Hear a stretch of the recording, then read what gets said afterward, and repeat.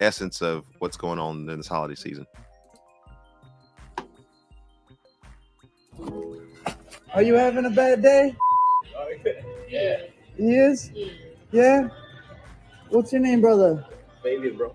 Fabian, Jimmy, good to meet you, man. What's going on, brother? Bro, just a bunch of work drama.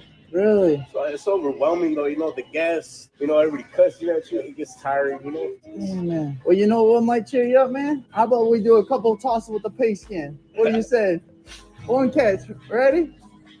Hey, there you go. See, he's got an arm like Brady. Hey, because you're having a bad day, man. Guess what? I want you to open that up. Rip it open. It's a piñata. There's $1,000 in there for you. I was finding the first person today that was having a bad day. I'm serious, man. God knew you were going to be here today and led me right to you, brother. Oh, it's not done yet. It ain't done yet. So much, everything's always going to come out all right. It's just, life gets a little overwhelming at times. Yeah. Man, let me give you a hug, brother. All right. Reactions.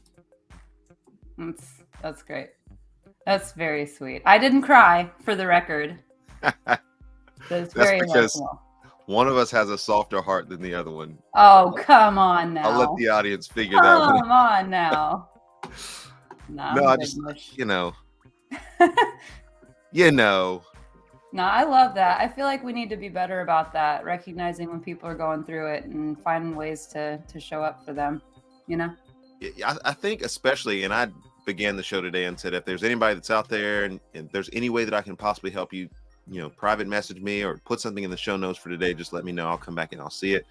But I think that especially this time of year, as much as we talk about the light and the joy and the celebration of this time of year, it's really difficult for people this time of year.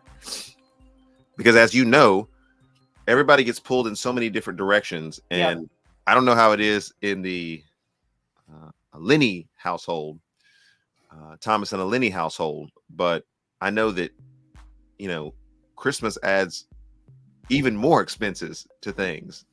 And I hate looking at it like that, but it's like, if we want to send Christmas cards to everybody, we were at Walmart last night until late because their copier didn't work and the cutter machine didn't work. And so we're just going back and forth and we had to create the thing 4 different times. Like, man, this is a lot of extra work and extra time. Yeah. But we want everybody to know that we care about them. We want everybody to know that we're still alive. We want everybody to, feel loved during this time of year, but you got to go into extra exertion mode. Yeah. And for us, we travel every year. So our families are both up in Northeast Ohio. So there's that added layer of logistics for getting up there, packing up the car to literally the roof, because I'm usually bringing music gear as well.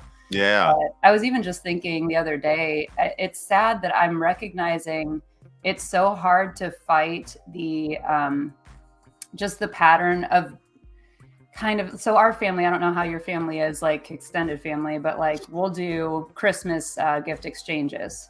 And it's so easy to fall into the basically making it a task rather than I'm so excited to buy for this person because they're going to love this.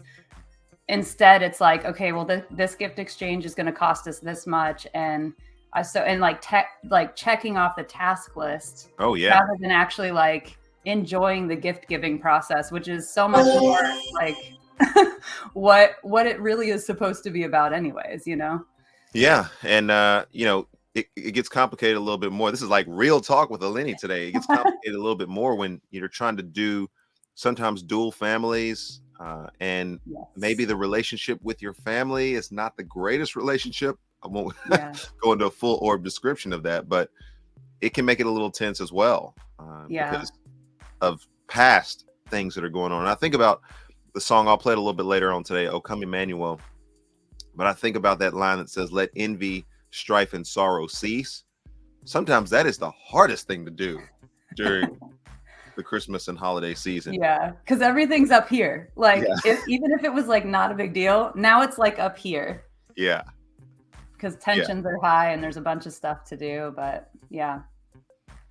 So what does a typical concert for us look like? Because when I talked to you before, I'd said, man, we have done several concerts before, but I think, I went to see Tommy Prophet the other night and that Christmas extravaganza that he does. That's incredible. But I was thinking we should have something like that. I see us at the Grand Ole Opry at some point doing Yeah. the Erskin and Eleni and Friends Christmas concert. That would be amazing. But what does that look like for those who are watching this and they're like, hey, we would love to have you guys come in 24 or in 25 and come do a Christmas concert, Christmas show for our church or for our organization? What would that look like?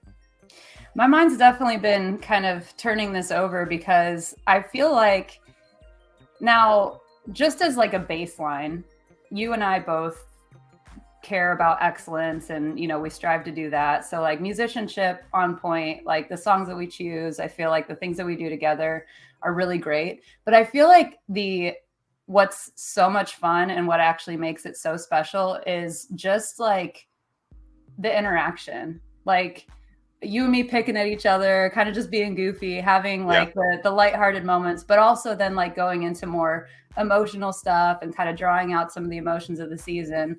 I just feel like it's a very well-rounded experience. Like it's not just one-dimensional. It's not just like, oh, let's do some songs. Like you'll recognize this song. This is an original. Like that.